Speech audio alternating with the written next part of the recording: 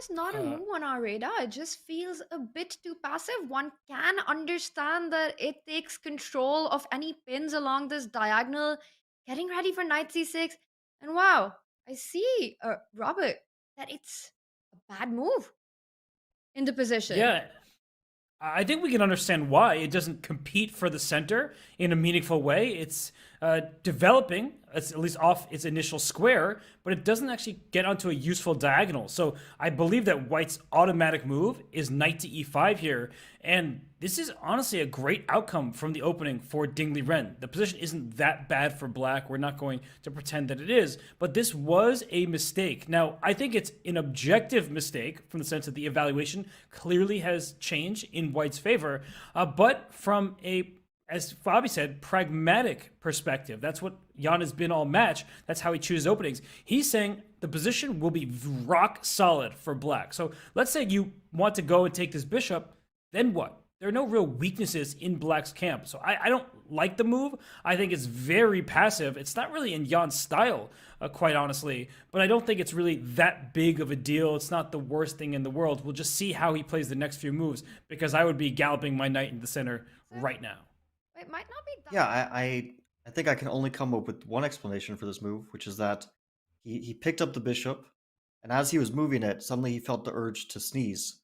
And then before it could go to f5 or g4 or some like useful square, it just, his hand released it for a second on d7, where it does absolutely nothing. And well, maybe it's super subtle and I'm just not getting it, but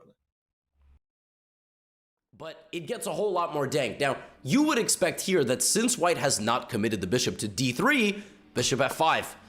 I mean, I would recommend this move to a lot of newbies. It's not the best move because according to the computer, White can go knight h4. That's probably what Ding was going to do. Ding knows that. Most newbies probably don't. Okay, but fine. I mean, you can probably play bishop g4, right? That makes sense. And if you don't want to commit your bishop, all right, fine, play knight c6 first. Well, Jan here plays a move that I don't think a single human being on the planet understood.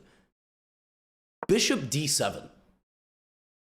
Played after 10 minutes of thought. That's not prep. What even is this match? I cannot even explain moves to you in the World Championship on move 6. How am I supposed to do my job? I'm supposed to be kind of the bridge, right, between 2800 level chess and 800 level chess. And if you're below that bridge, like 200, you know, you're living under the bridge, that's fine. All right, you've fallen on hard times. Everybody does at some point in different scales. That's okay. Soon you will be on the bridge, not under it. So, bishop d7. I mean, I can't explain this move. I don't know what this move does. I don't understand this move at all. Now, what's interesting is that Ding could actually play knight e5, which is super fascinating. He didn't, but knight e5, just trying to get the bishop, makes a lot of sense.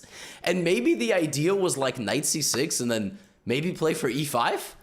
Or just play for e6? I don't know. I already cannot explain the World Championship at all, and we're on the 6th move of the game.